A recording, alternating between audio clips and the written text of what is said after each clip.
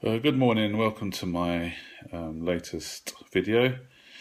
Today I want to talk about the 4-2 defeat to Bradford. First of all, I'd like to congratulate Bradford on their victory. The fact that they were 2-0 down, they never gave up and they always had belief that they can pull off a shock.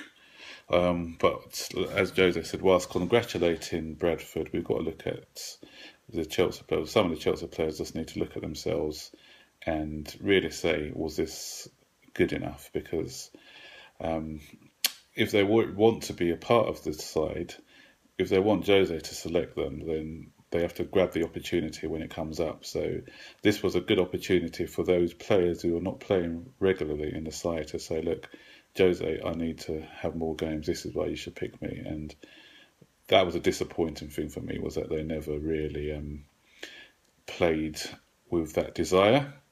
So now we can see that why he plays his stronger side in most of the competitions. If you look at one of my earlier YouTube videos, you'd have saw me criticising Jose for not rotating the squad enough, but probably we can see why he doesn't do it now, because he doesn't have trust in the rest of the squad to perform, and so they need to prove him wrong. So the next time they have the opportunity, I hope they have a better attitude towards the game. Another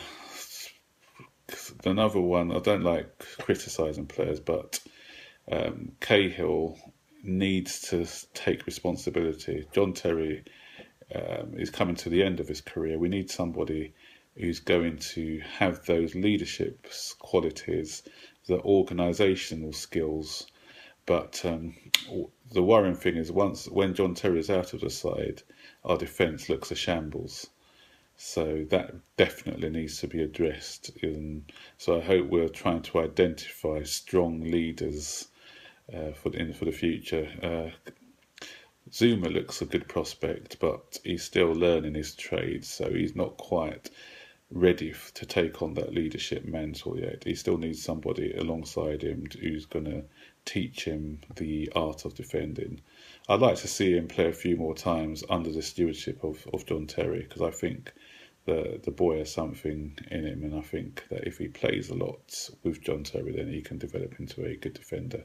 So I think the priority for us for next season is to get in a world-class defender, good organiser, and it's easier said than done, because those sort of defenders are at a premium, but they come at a high price. But I hope the club are actively identifying, sorting out a future leader or future captain for Chelsea.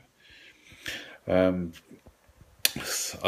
not sure what the problem is. Is it the fact that the fringe players haven't played enough games this season and they're a bit ring rusty, or maybe they're demoralised because they're not getting games? But having said that, they're professionals, so when they come in, they've got to come in and do a job. So once the opportunity comes in, they need to take it. Ramirez, Mikel pivot didn't quite work. I know a lot of people say when Mikel went off, that's when we conceded 3 goals. But so I don't want to single him out either. It would be unfair to single him out. Aspilicueta, I thought, was a bit lackadaisical. He wasn't playing to his normal standards. Oscar's a funny one. He's a bit hit and miss. He needs to get a bit more consistency into his game.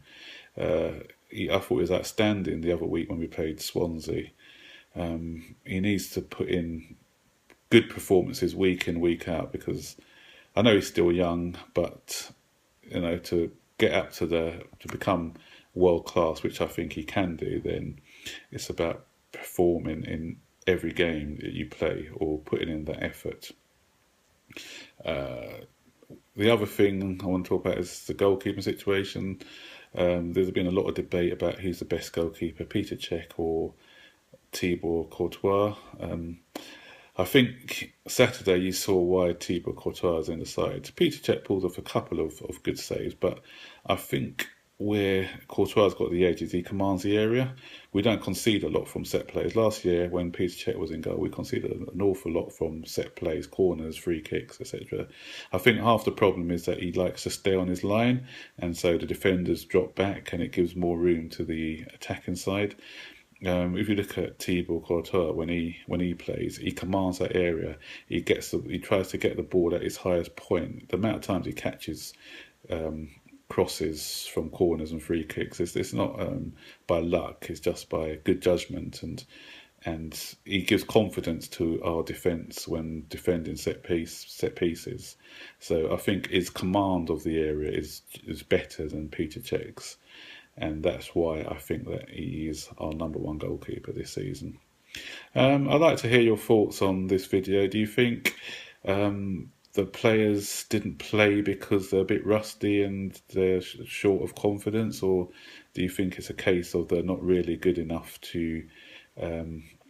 they're not strong enough to be part of our first 11? Do you think we've got a strong first 11 but not a good second string? Our squad's not as strong as it used to be. I'd like to know your thoughts. But hey, we got Liverpool tomorrow, so hopefully we can get a victory against them to take our mind off what happened over the weekend.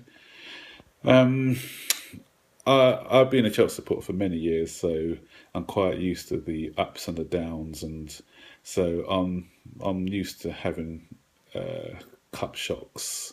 I remember when we lost to the likes of Walsall, Millwall in the past, Barnsley. So it's something that all us old Chelsea fans can relate to. So on Saturday we saw a bit of the old Chelsea. We got our old Chelsea back, but let's try and get back to the new Chelsea, because we're used to winning things, and let's try and beat Liverpool, get to the cup final, and beat Manchester City on Saturday, go 8 points ahead, and people will be forgetting about this result. They'll be talking about winning the League Cup, and hopefully getting further in the Champions League. Let's keep the blue flag flying. I'll speak to you soon. Bye.